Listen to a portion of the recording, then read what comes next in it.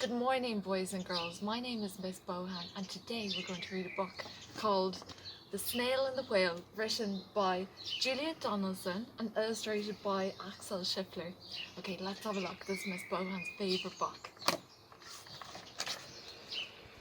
This is a tale of a tiny snail and a great big grey-blue humpback whale. This is a rock as black as soot, and this is a snail with an itchy foot. The sea snail slithered all over the rock and gazed at the sea and the ships in the dock. And as she gazed, she sniffed and sighed, "The sea is deep and the world is wide. How I long to sail," said the tiny snail.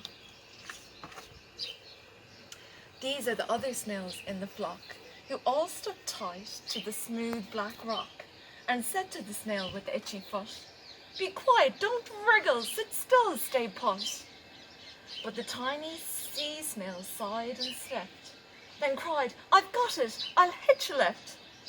This is the trail of the tiny snail, a silvery trail that looped and curled and said, "Lift wanted around the world." This is a whale who came one night when the tide was high and the stars were bright. A humpback whale immensely long, who sang to the snail a wonderful song of shimmering ice and coral caves and shooting stars in enormous waves. And this is the tale of the humpback whale. He held it out of the starlit sea and said to the snail, "Come sail with me." This is a sea so wild and free that carried the whale and the snail on his tail to the towering icebergs and far-off lands, with fiery mountains and golden sands. These are the waves that arched and crashed, that foamed and frolicked and sprayed and splashed. The tiny snail on the tail of the whale. These are the caves beneath the waves, where stripy fish with feathery fins and sharks with hideous toothy grins swam around the whale and the snail on his tail.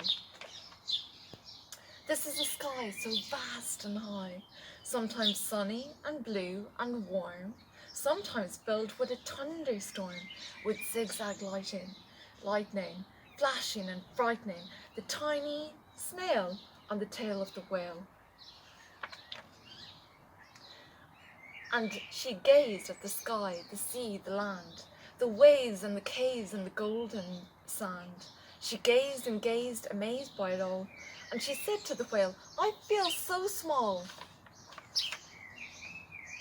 But then came the day the whale lost his way. These are the speedboats running a race, zigging and zooming all over the place, upsetting the whale with their ear-splitting roar, making him swim too close to the shore. This is the tide slipping away. And this is the whale lying beached in a bay. "Quick, off the sand, back to the sea," cried the snail. "I can't move, I'm on land, I'm too big," moaned the whale. The snail felt helpless and terribly small. Then, "I've got it," she cried, and started to crawl. "I must not fail," said the tiny snail. This is the bell on the school in the bay, ringing the children in from their play. This is the teacher holding her chalk, telling the children, "Sit straight, don't talk." This is the board as black as soot, and this is the snail with the itchy foot. A snail, the teacher turns pale. "Look," says the children, "it's leaving a trail."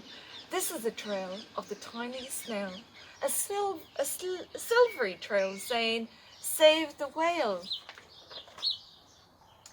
These are the children running from school, fetching the firemen, digging a pool, squirting and spraying to keep the whale cool. This is the tide coming into the bay, and these are the villagers shouting, "Hooray!" as the whale and the snail travel safely away. Back to the dock and the flock on the rock, who said, "How time's flown, and haven't you grown?" And the whale and the snail told this wonderful tale of shimmering eyes and coral caves, and shooting stars in enormous waves, and of how the snail, so small and frail, with her looping, curling, silvery trail, saved the life of the humpback whale.